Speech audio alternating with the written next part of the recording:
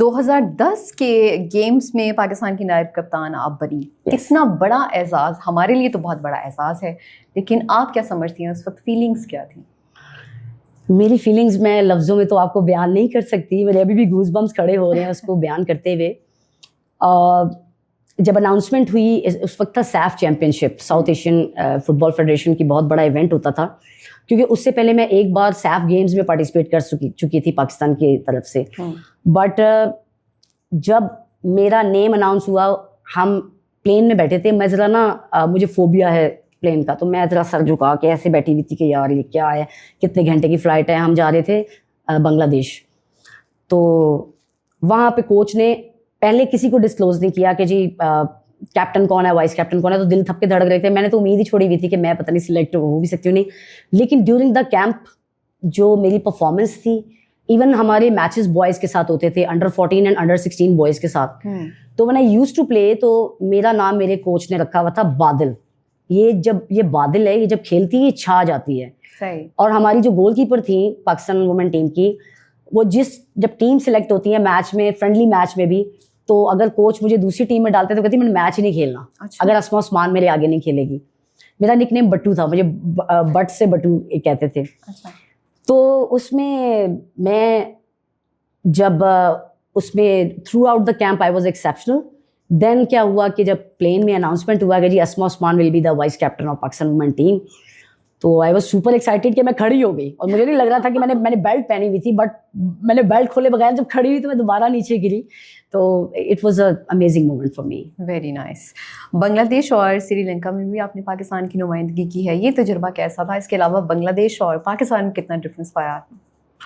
देखिए, जब हमने football Pakistan first women Pakistan team थी, 2010 से ऑनवर्ड पार्टिसिपेशन स्टार्ट हुई है, we were the first squad जिसने किया। तो लेकिन जज्बा, जुनून और जो हिम्मत थी ना, वो मैं आजकल वो चीज़ नहीं देखती। आजकल देयर इज़ मोर प्रोफेशनलिज्म, आजकल there is more money involve. But at that time हम छोटे छोटे, like I was 19 years old, तो मुझे बस खेलने का शौक था, जुनून था कि पाकिस्तान टीम। तो मैं आपको बयान नहीं कर सकती कि जब मेरा फर्स्ट मैच था बांग्लादेश में, जब हमने किया, तो पहला मैच ऊपर से इंडिया के साथ। अब आप स्टोरी सुनेंगे आपको हंसी आएगी कि हम अब पहली पाकिस्तान वुमेन टीम, हमने बाहर का इंटरनेशनल लेवल ही नहीं देखा था कभी। हमने तो पाकिस्तान में देखा था जो देखा था। हम जा रहे हैं जी, एयरपोर्ट से एंटर हुए, सिक्योरिटी चेक ने देखा वो पाकिस्तान ब्लेजर्स पहने हुए। कहाँ जा रहे हो? हम जी मैच सैफ चैंपियनशिप खेलने जा रहे हैं। अच्छा बेटा, इंडिया से नहीं हारना। मैंने कहा और ले लेंगे इंडिया को, बस कुछ भी नहीं है इंडिया। आगे जाके मेरी सीट जिन आंटी के साथ निकली, उनके साथ में बैठी।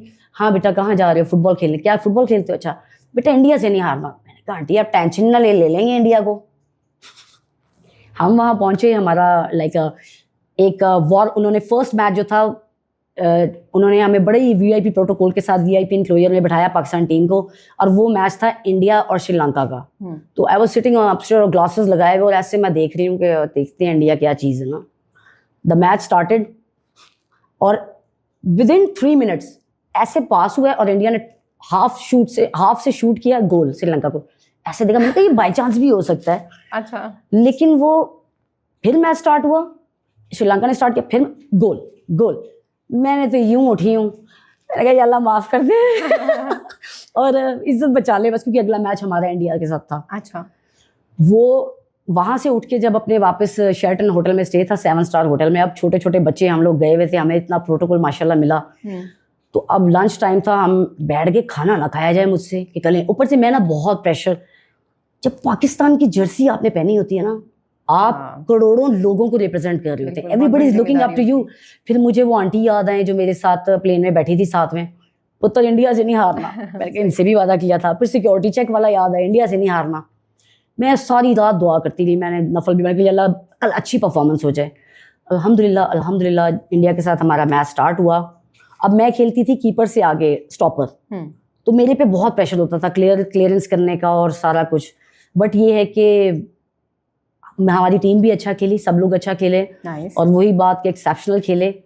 तो हम ये नहीं कि हम जीत गए, लेकिन एटलीस्ट वो जो श्रीलंका के साथ हुआ था वो हमारे साथ नहीं हुआ, पाकिस्तान के साथ। आपने अपना 100% दिया। यस। और after the match, even all Indian team, along with their coach, they were clapping for us that you did a Nice. great job. कहते हैं हारो भी तो लड़ के हारो, इसके बगैर नहीं हो सकता।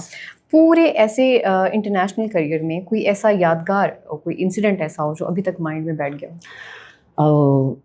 एक वाकया जो मैं कभी ज़िंदगी में नहीं भूल सकती, और मेरी पिक्चर भी है, मैं आपको इस पॉडकास्ट के बाद इंशाल्लाह फॉरवर्ड भी करूँगी। उसी टूर्नामेंट की बात है, सैफ गेम्स की, कि हमारा नेक्स्ट मैच था बांग्लादेश के साथ। अच्छा। और मज़े की बात यह है, नेक्स्ट डे, मैच के वेरी नेक्स्ट डे 16 दिसंबर थी, जो बांग्लादेश का नेशनल, आपको पता है, इंडिपेंडेंस डे था। हाँ। तो एक दिन पहले हमारा बांग्लादेश के साथ मैच था, बानू भागू स्टेडियम उसका नाम था। हम प्रोटोकॉल के साथ लाइक टीम्स अंदर आई, तो मैंने फर्स्ट टाइम हिस्ट्री में अपने मैचेस में स्टेडियम भरा हुआ देखा तमाम बांग्लादेशियों से। And I was looking there, और तमाम बंगाली जो थे उनके अंदर जो जोश था ना, उनका दिल नहीं चाहता हमारे गले दबा दें, तो उन्होंने बांग्ला बांग्ला लगाया हुआ था। मैं बस दुआ मांगती गई, मैं अल्लाह से एक ही दुआ करती हूँ जब फील्ड के अंदर उतरती हूँ, ग्राउंड को टच करने के बाद मैं अल्लाह से माफ़ी मांगती हूँ कि कोई अगर मैंने ऐसे गरूर वाली बात कर दी हो माफ़ कर दे, और सबसे पहले मेरी इज्जत रख कि मैं अच्छा खेलूँ, उसके बाद ये मैच में हमारी टीम भी अच्छा परफॉर्म करे और हमारे मुल्क का नाम रोशन हो। जनाब हुआ ये कि मैच स्टार्ट हुआ, उनकी बांग्लादेश की जो स्ट्राइकर थी ना, वो आई थिंक AFC की कोई लीग खेल के आई थी, और उससे बड़ी उम्मीदें थी उनकी। अब स्ट्राइकर जो होता है ना, वो पल्ले पड़ता है जो स्टॉपर होता है, लास्ट होता है।